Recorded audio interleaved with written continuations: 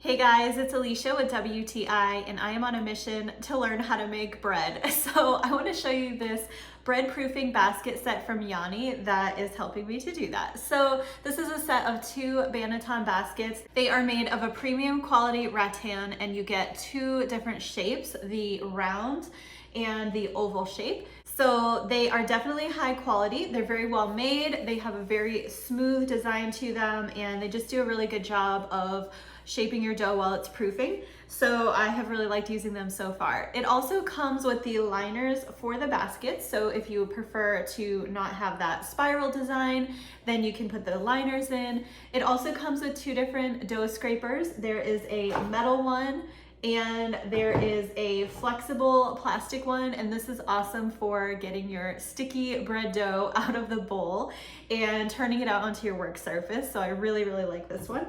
It also comes with the bread scoring lame and extra blades. And it even comes with the Danish Dough Whisk, which is an amazing tool. This thing is awesome. I have definitely found this set to be very good quality and very helpful.